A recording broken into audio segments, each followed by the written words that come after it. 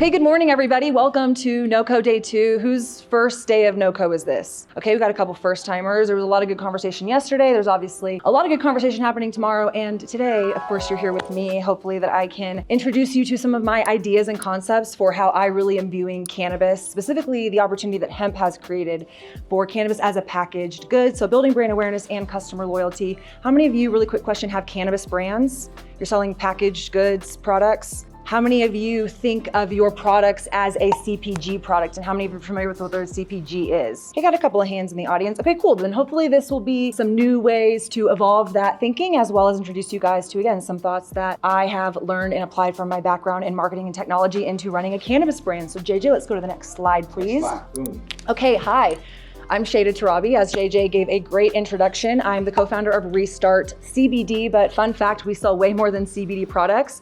We are based in Texas. I'm born and raised in Texas, and so I'm very grateful that I get to lean into our state market and really help trailblaze and advocate on behalf of hemp in a state like Texas. I'm also a content creator, so I work with different brands to create content on different social media platforms. That experience also has helped pave a way for me to leverage content, which I believe is a key tenet of CPG marketing best practices to get our products in front of our target consumers and help build that brand awareness. I am also the president of the Texas Hemp Coalition. Texas Hemp Coalition is our state's leading advocacy nonprofit. We do a lot of work to help champion cannabinoids in Texas, as well as feed, fiber, and industrial, but obviously cannabinoids are taking a large chunk of awareness just because that's at the intersection of where the consumer gets in. So if you can't tell, I really love consumer marketing. I love cannabis as a consumer packaged good. And then yes, I did have a podcast called To Be Blunt. I did it for 4 years. I no longer am podcasting because when you're running a business and you're podcasting, something has to give at some point. But I'm very grateful for that time, that experience that I had talking to brands all across the United States in both the adult use regulated market as well as in hemp. And I had some international conversations throughout those years as well. So I wanted to give a disclaimer,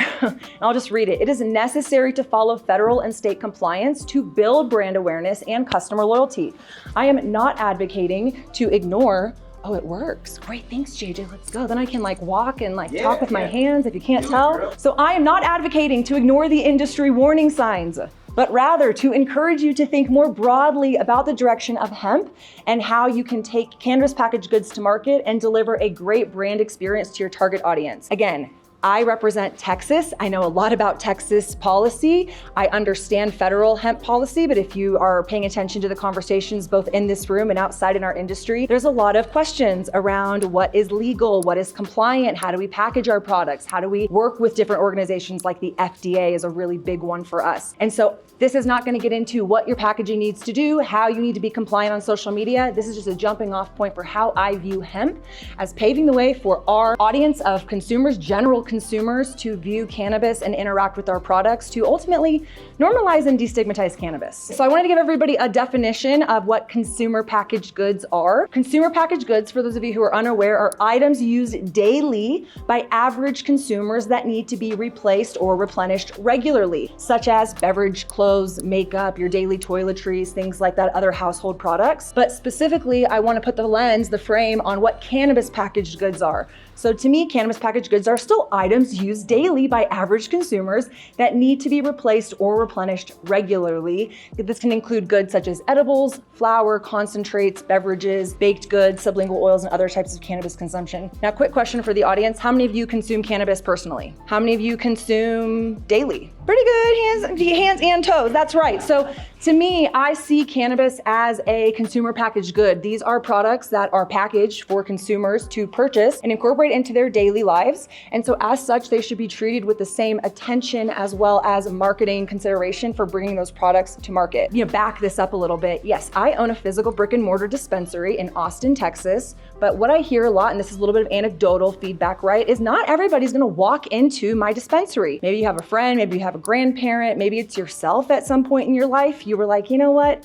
a dispensary seems a little not much for me. Maybe they have a certain stigma around them. Obviously that is changing. However, just to kind of, contrast it for you guys, dispensaries still have a stigma around them for consumers to enter into. And so what I observe is, where are traditional consumer packaged goods and where can we see cannabis packaged goods in those same marketplaces? And thanks to Hemp, if you were listening to the conversations yesterday, one of the speakers who I have had the pleasure of interviewing on the podcast about THCA actually, Rod Kite, he was saying he gets asked all the time, when is cannabis gonna be legalized? And I share the same opinion as him. It's already legalized, it's called hemp. Hemp is federally legal. I can ship my products straight to your door. Again, there's some compliance. I can't ship Delta 8 to Colorado. I can't ship Delta 8 to Oregon, but the ability to go direct to where my consumer is the opportunity that I see with hemp, and why hemp to me is the ushering in of cannabis packaged goods. So CPG marketing involves promoting and selling these goods to consumers, but it's more than just putting them on a shelf and hoping for the best. Again, walking into a dispensary, you're at the mercy of the bud tender who may or may not know about your products.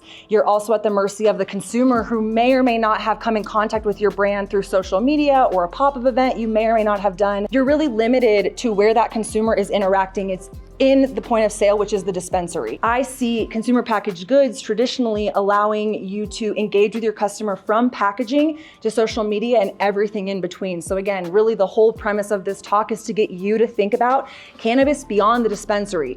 Cannabis is such a product that I think there's still going to be a need for a dispensary, talking about different strengths of products.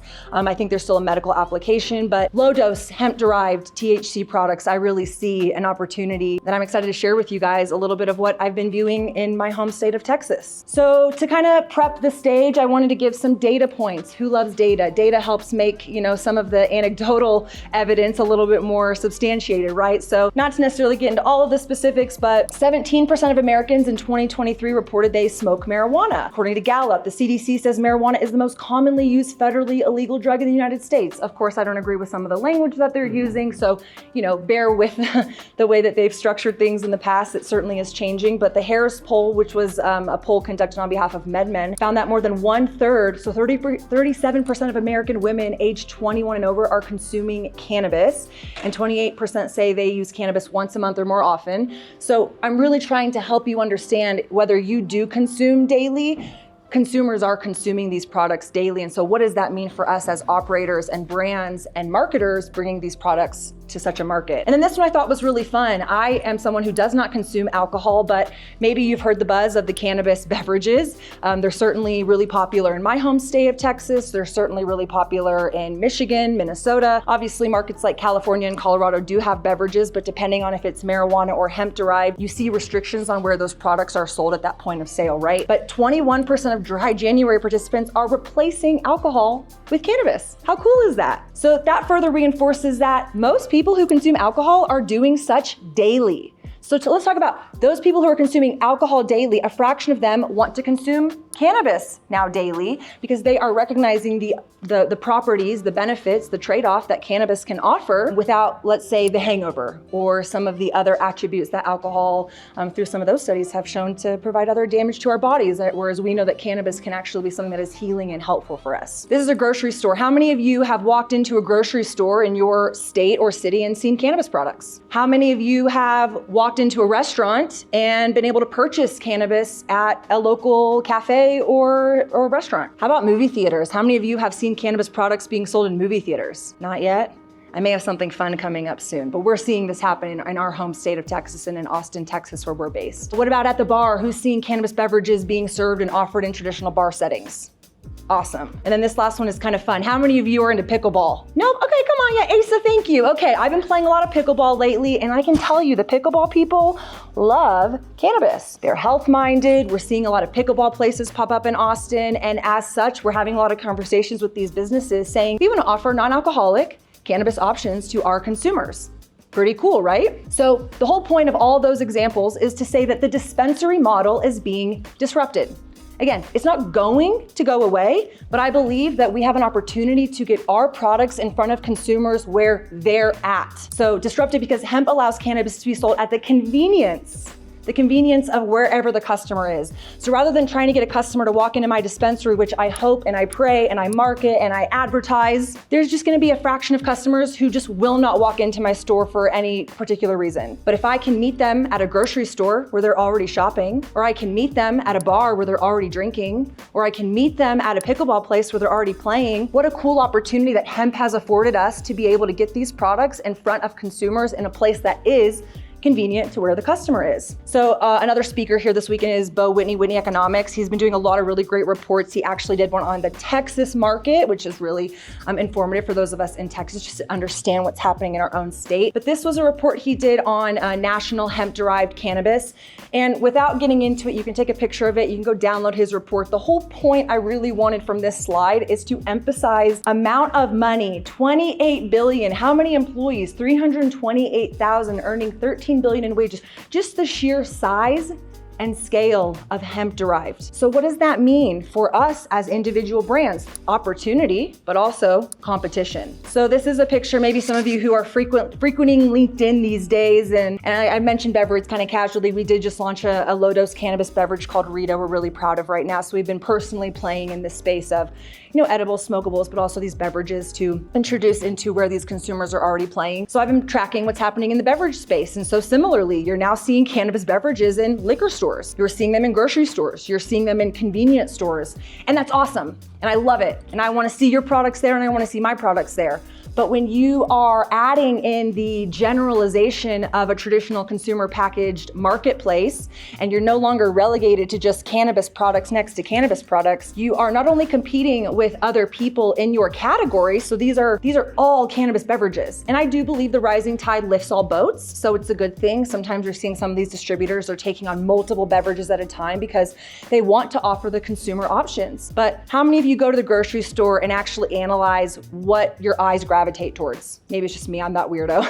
Good, okay, so go with me here. You're walking to the grocery store and you see a product and it catches your eye. What about that product is catching your eye, right? Is it the packaging? Is it the label? Is it the name of the brand? Is it because it's a particular category of product that you're looking for? I think those are all key aspects to be conscious about when you are envisioning how your product is stacking up against everybody else's products. So again, what a great opportunity hemp has afforded us as cannabis operators, but the market is so big and the reality is we're not all gonna survive.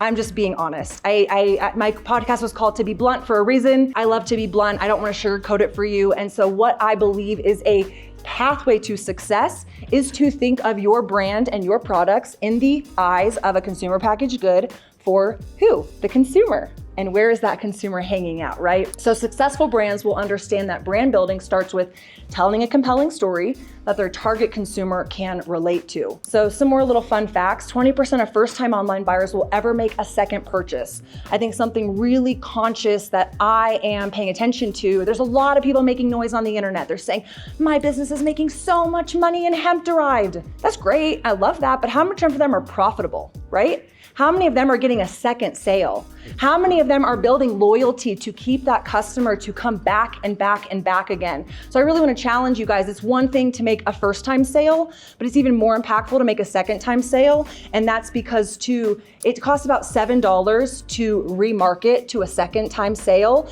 versus $34 to market to a first-time customer. And those numbers obviously vary depending on market and other attributes and facts. But the idea is it's clearly we can understand and agree. If someone already knows about us, it's pretty easy to convince them to purchase with us again if the product works, if the product speaks to their cares and concerns. And so it's our job as brands to understand what our consumer wants, where our consumer is, and to weave the story of our brand with what the customer's pain point is to ultimately have that successful secondary, tertiary, et cetera, compounding brand awareness. And then another component that I really believe of consumer packaged goods that can be applied to cannabis opportunities is to own the relationship. I apologize also. When this presentation was done on my desktop, it looked way better with black text, but now I'm like, oh, we're all squinting, so that's okay.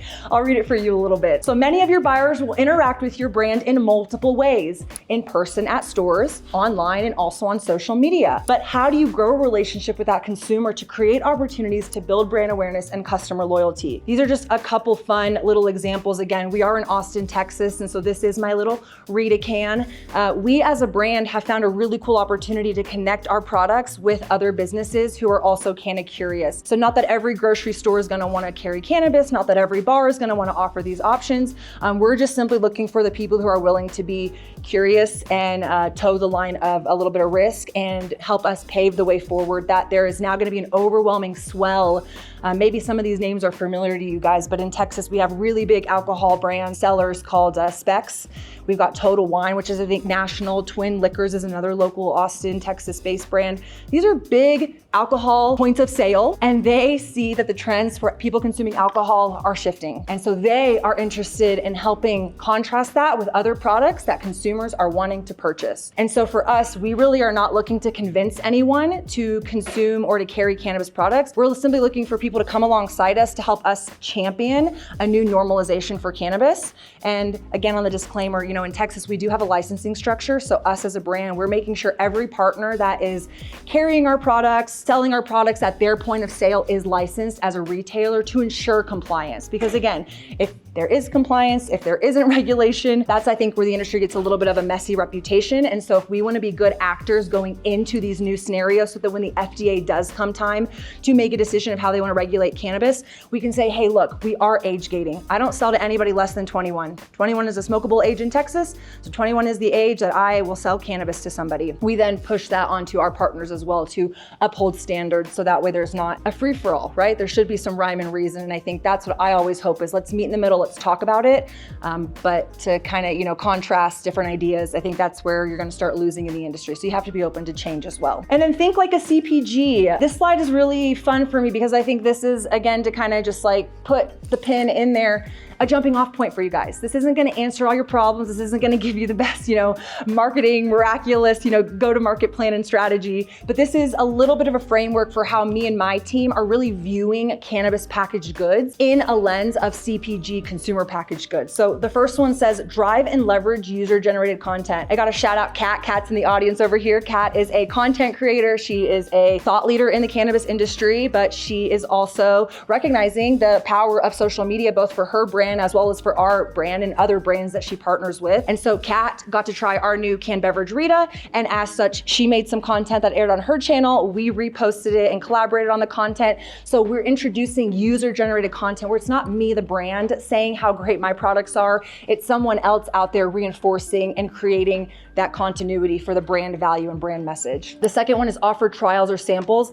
Obviously, in the adult use regulated market, trials and samples are a little bit harder. There's a little bit of a, mix this way and which way you can kind of, offer products to consumers if you want them to sample your products. I've seen a lot of regulated brands sample non-dose samples, but that's not fun. Consumers want to know how the product is. They want to know not just how it tastes, but how it's going to make them feel. And so our business sells single kind of sample sizes, as well as when we're popping up at events, we use samples as a way to engage with our audience in real time. The third is give your customers multiple ways to find you. So we did just launch local delivery. Obviously, depending on how you are viewing your brand and product, I am a dispensary. So I sell my products through my channel as well as on e-commerce, as well as through other points of sale like bars and these restaurants. The whole point is to just disrupt your idea of where cannabis is found and really think of where the consumer is. And that's the fun intersection that I see that hemp is providing for operators in this industry right now. The fourth is video content with an educational how-to approach. We just launched an expert series. It was every Thursday last month and every Thursday this month. I know I'm crazy. We did it in the middle of 420s coming up, and we've got this conference, and I just wrapped up South by Southwest, but it's really important for us to create content for our audience to learn and to join us on their educational journey. So we picked a couple of our vendors and partner brands. So Roken is a vape cartridge, not a cartridge, a vape battery brand. They came on, they did a 30-minute live for us on our YouTube. We then take that content, we chop it up, edit it down, we distribute it across our email marketing, our social media, as well as on our website. And then the brand also gets content, Roken, that they can then use across their channel. So it's cross collaboration and getting our products in front of who we believe are our target customers at a time where they are navigating their canna curiosity. So coming alongside them and really helping educate them for what they can access. The fifth one, I should say, is building a community. So we do a lot of community events. This one is a Women's History Month run that we did. We do a lot of runs. We do a lot of community workouts. If you can't tell, fitness and wellness are really important to my brand.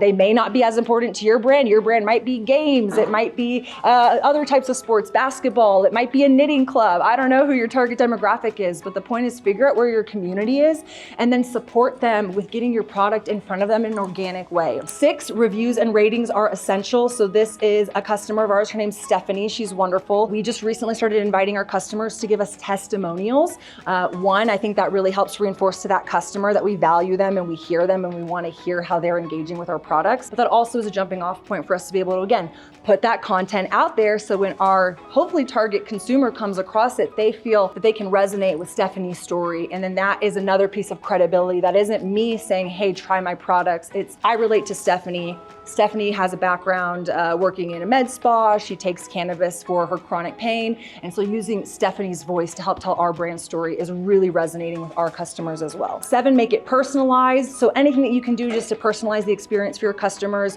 One of the tasks that I have my sister do, which she's in the audience, my co-founder, my sweet sister, we try to personalize some of our responses to customers. So obviously customer support and experiences is a part of the business, and being able to answer their customer questions in a unique manner is something that we really uphold and try to live by. So instead of just writing someone back a generic email, I always encourage her to pick up the phone and make a voice call or to do a video call, because personalizing it, saying, hello, JJ, thank you for your question. Thank you for reaching out to me. It helps make him feel like the brand is really listening to his unique concerns or questions and helps reinforce that brand loyalty with our brand for those customers. 8, incorporate your brand into their lifestyle. This is another picture of my sister. We did launch some merch. So again, just thinking of unique, interesting ways beyond just your traditional products to get your brand out there into their lifestyle. And then 9, use a multi-channel approach. So again, we do a lot of different events. We're e-commerce, we have a dispensary model. We're now doing wholesale into certain strategic partnerships like different restaurants and bars and breweries and things like that. But again, it's really the summation is, where's your customer and how are you speaking to that customer? And what does your brand say when that customer is interacting with you? How do you show up?